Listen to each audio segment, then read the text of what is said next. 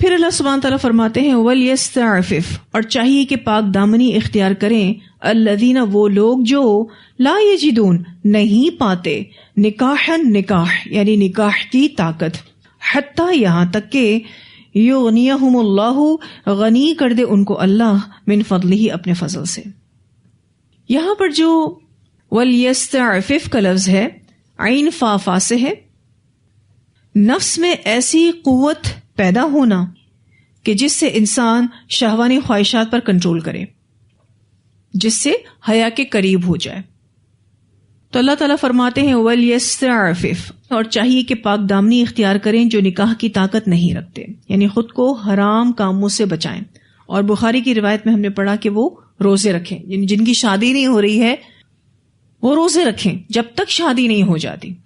مثلاً اگر کوئی تعلیم حاصل کر رہا ہے یا کسی بھی وجہ سے شادی نہیں ہو رہی، بعض دفعہ ایسا ہوتا ہے کہ کوئی جوڑ نہیں مل رہا ہوتا، تو اس صورتحال میں یہ ینگ لڑکے اور لڑکیاں ان کو چاہیے کہ وہ روزہ رکھیں۔ اور دوسری بات کیا ہے کہ خود کو حرام کاموں سے بچائیں، ایسی دوستیوں سے بچائیں کہ جو آپ کو زنا کے قریب لے جا سکتی ہیں، جن کو آپ چھپی دوستیاں کہتے ہیں، اس سے خود کو بچائیں۔ تو اللہ تعالیٰ فرماتے ہیں اور چاہیے کہ پاک دامنی اختیار کریں وہ لوگ جو نہیں پاتے نکاح کی طاقت، یہاں تک کہ غنی کر دے ان کو اللہ اپنے فضل سے۔ نکاح کی طاقت نہیں رکھتے یعنی جو نکاح کا موقع نہیں پاتے، ٹھیک ہے نا، واضح ہے یہ بات، جوڑ نہیں مل رہا، وسعت نہیں ہے۔ اچھا، بعض دفعہ کوئی بڑی وجہ نہیں ہوتی شادی کو تاخیر پر ڈالنے کی، کوئی بڑی وجہ نہیں ہوتی، صرف اور صرف ایجوکیشن پرپس کی وجہ سے شادیاں تاخیر پر جا رہی ہوتی، ایسے میں بھی نکاح ہو سکتا ہے۔ اگر جوڑ مل جاتا ہے تو بچوں کا نکاح کر دیں۔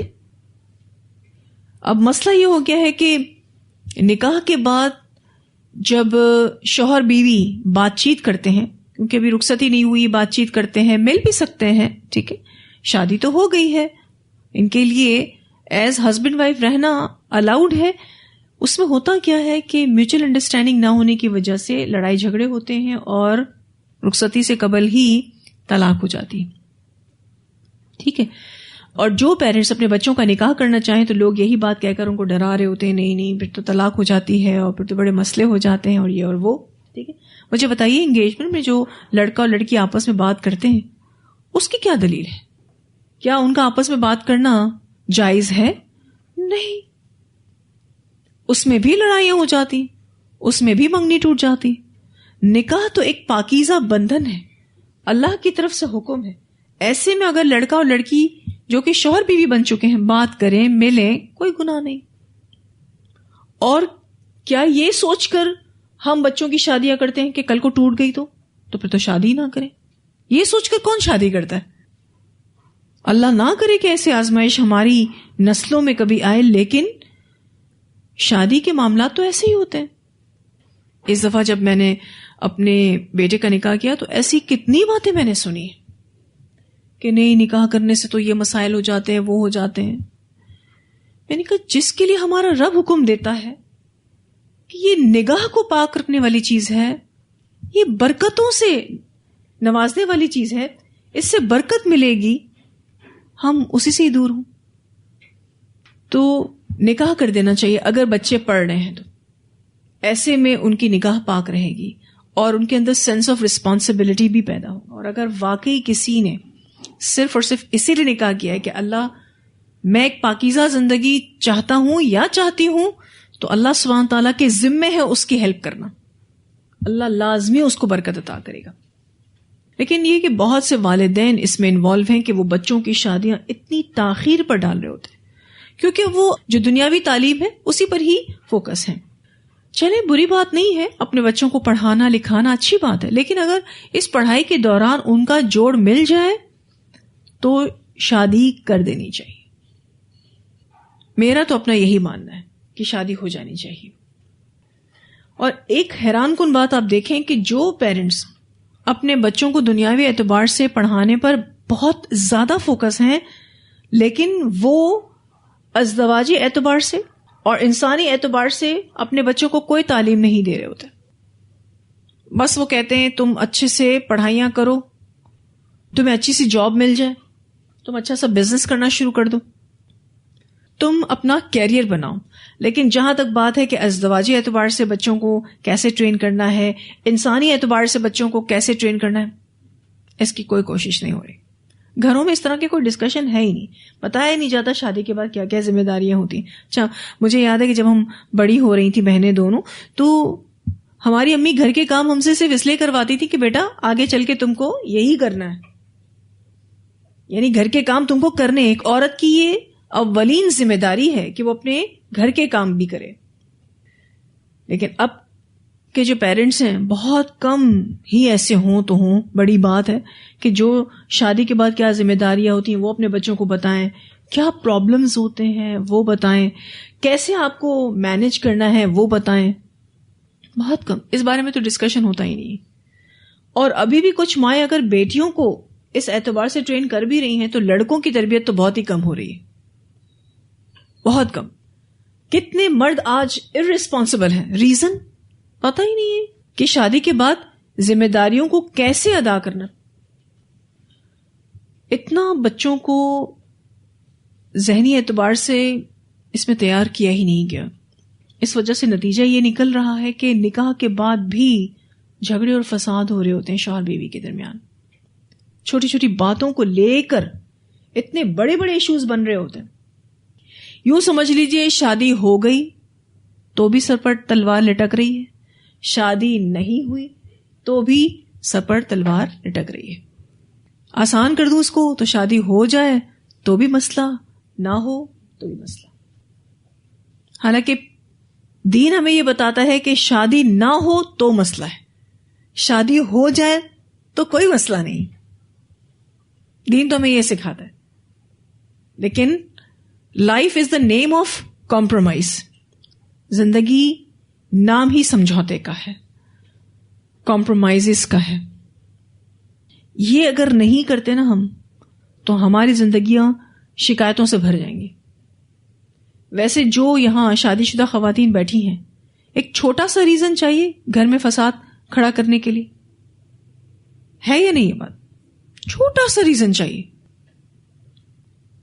ایک شوہر سے بیوی بہت سارے فضل لے رہی ہوتی ہے، کچھ نہ کچھ. ہو سکتا ہے کوئی عورت کم فضل لے رہی ہو اور ہو سکتا ہے کسی کے پاس زیادہ فضل، لیکن فضل تو وہ لے رہی ہے ہسبینڈ سے. جس سے بھی آپ کو فضل مل رہا ہو تھوڑا یا زیادہ، اس کو چھوڑ دیں. آپ اس کے آگے بڑھ بڑھ کر بول نہیں سکتے، آپ بدتمیزی نہیں کر سکتے. بہت سارے کیسز جو ہے نا وہ خواتین کے حساب سے خراب ہیں، خواتین کی وجہ سے خراب ہیں. مرد بھی گھروں کو بنانے کی کوشش نہیں کرتے، لیکن وہ کیسز پھر بھی کم ہیں بنسبت ان کیسز کے جس میں خواتین گھر بنا ہی نہیں رہی ہیں. اور اب یہ چیز بہت ہوتی جا رہی ہے، بہت زیادہ. اور گھر میں بہو لانے کا ٹینشن ہوتا ہے. اگر آپ کا گھر پیسفل انوائرمنٹ کے ساتھ ہے تو اب کسی بھی لڑکی کو گھر میں لاتے ہوئے بھی ڈر لگتا ہے کہ جانے اس نے کیا میس کریٹ کرنا ہے. اسی لیے آپ دیکھیے نا، نبی اکرم صلی اللہ علیہ وسلم نے فرمایا 4 بنیادوں پر شادی ہوتی ہے. 4 ریزنز ہوتے ہیں: حسب نسب، ٹھیک ہے، دوسرا مال، ٹھیک ہے، تیسرا خوبصورتی اس عورت کی، اور چوتھا دین.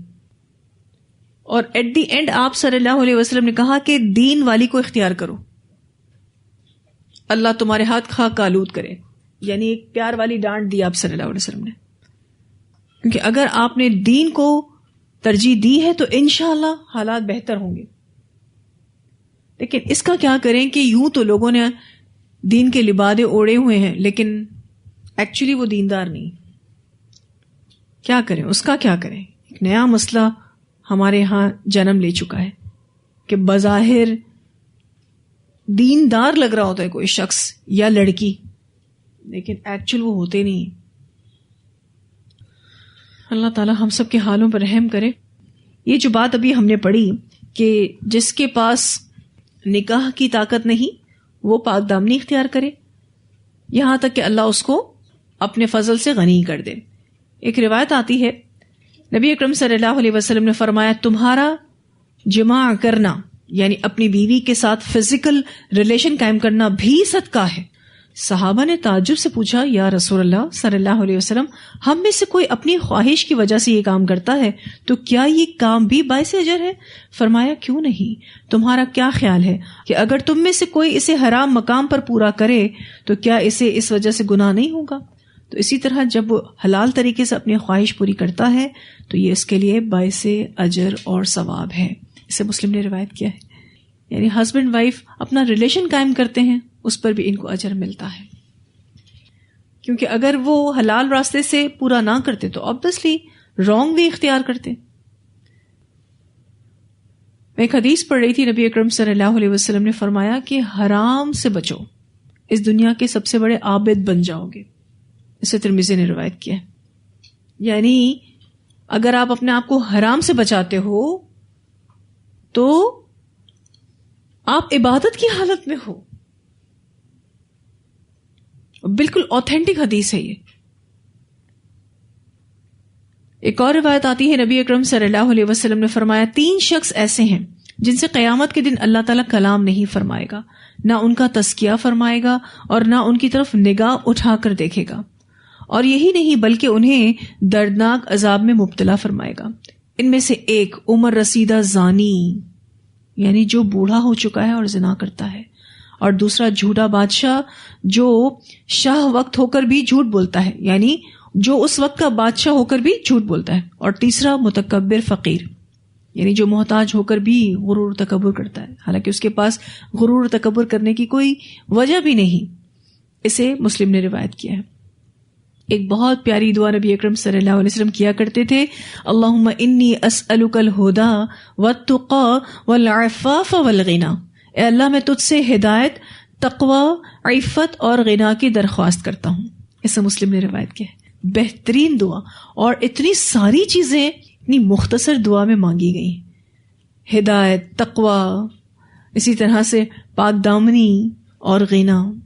سیدنا سمورہ بن جندب رضی اللہ تعالیٰ عنہ سے ایک طویل روایت ہے کہ معراج کے موقع پر جب رسول اللہ صلی اللہ علیہ وسلم کو گناہگاروں کے عذاب اور سزا کی مثال دکھائی گئی، اس موقع پر ایک منظر یہ تھا کہ آپ صلی اللہ علیہ وسلم نے فرمایا تو ہم ایک تنور جیسی چیز پر آئے، اس سے شور اور مختلف آوازیں آ رہی تھیں. ہم نے اس میں جھانک کر دیکھا تو اس میں ننگے مرد اور عورتیں تھیں، اور ان کے نیچے سے ان کی طرف آگ کی لپٹ تھی. تو جب آگ انہیں اپنی لپیٹ میں لے لیتی تو وہ چلانے لگتے. میں نے 2 فرشتوں سے پوچھا کہ یہ کون لوگ ہیں؟ تو انہوں نے بتایا کہ یہ زناکار مردوں اور عورتوں کی جماعت ہے جو دنیا میں بدکاری میں مبتلا رہے تھے. اسے بخاری نے روایت کیا. یعنی جہنم میں بھی ان کا بہت ہی خطرناک عذاب ہوگا. دنیا میں بھی ایسے لوگ سیٹسفائیڈ نہیں ہوتے کیونکہ وہ گندگی میں مبتلا ہوتے ہیں نا.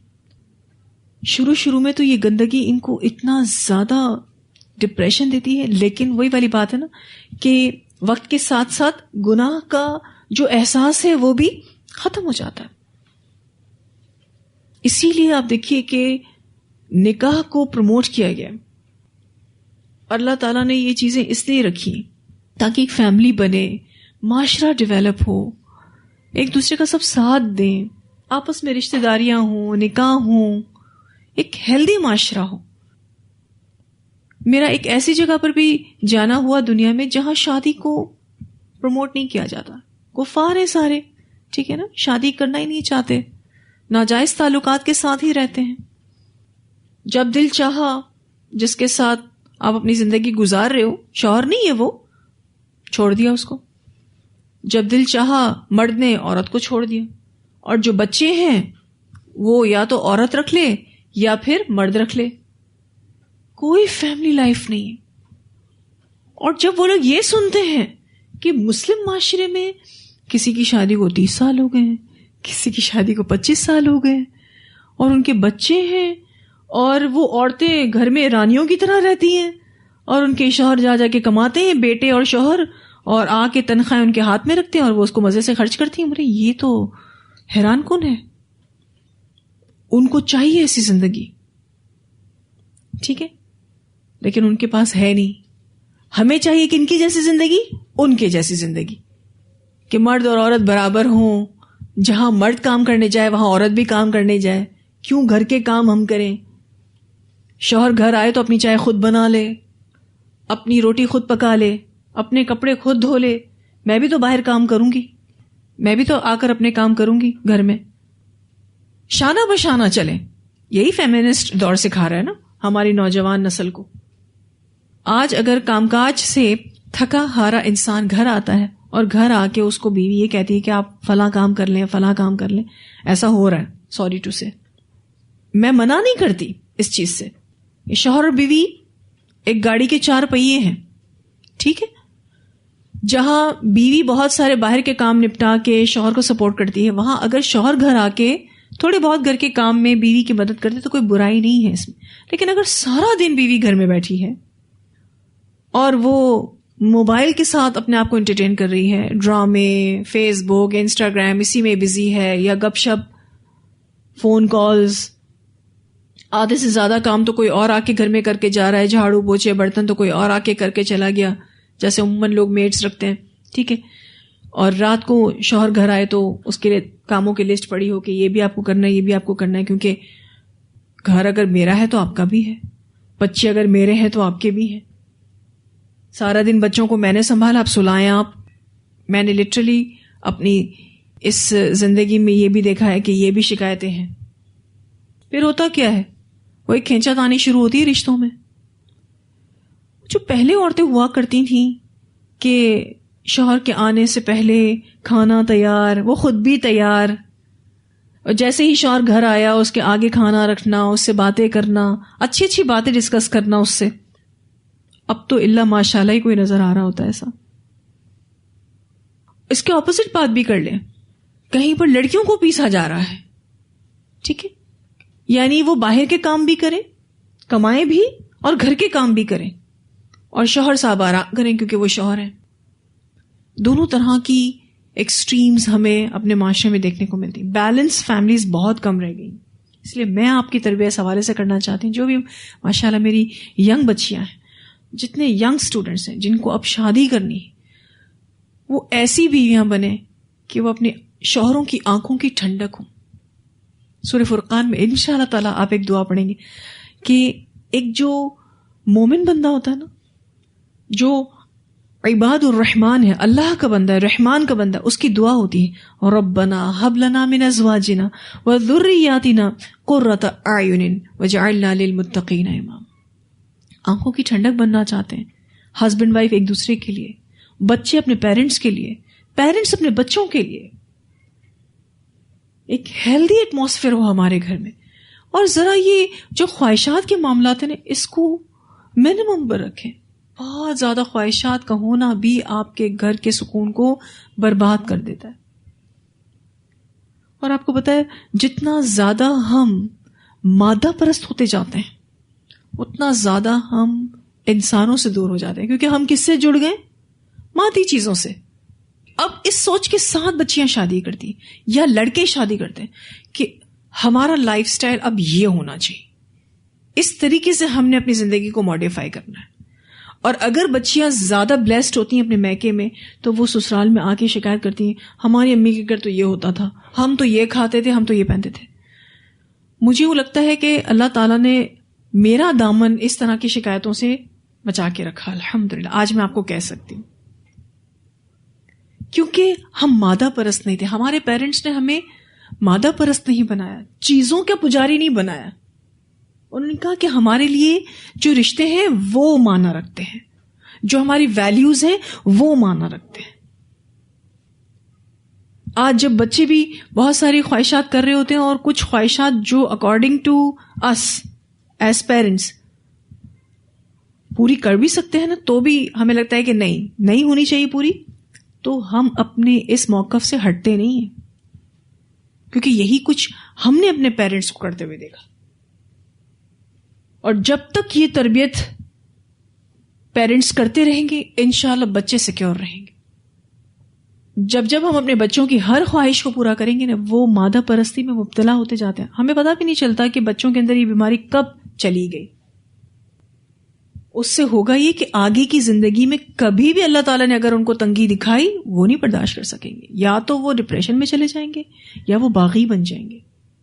کوئی فائدہ نہیں ہے ایسی خامخواہ کی خواہشات پوری کرنے کی. جہاں آپ، میں تو اکثر کہتی ہوں نا یہ بات، جہاں آپ اپنے بچوں کو 4 جوڑے لے کر دے سکتے ہوں، دیں صرف 2 ہی جوڑے.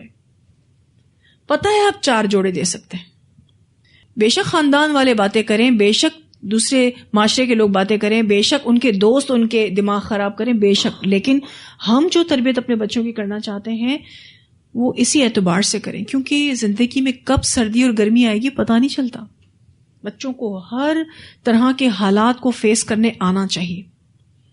اب ہماری بچیاں جن کو ہم اتنا کچھ دے رہے ہوتے ہیں، جی ہمارے گھر کا پھول ہے، اللہ تعالیٰ کی طرف سے رحمت ہے، ہم اپنی بچی سے بہت محبت کرتے ہیں، جو اس نے منہ سے نکالا بس اس کا پورا کرنا. بس پھر ایسی بچی تو اسی طرح کی فیملی میں یا اس سے بڑھتی فیملی میں ایڈجسٹ کر سکے گی، ادروائز تو نہیں کر سکے گی.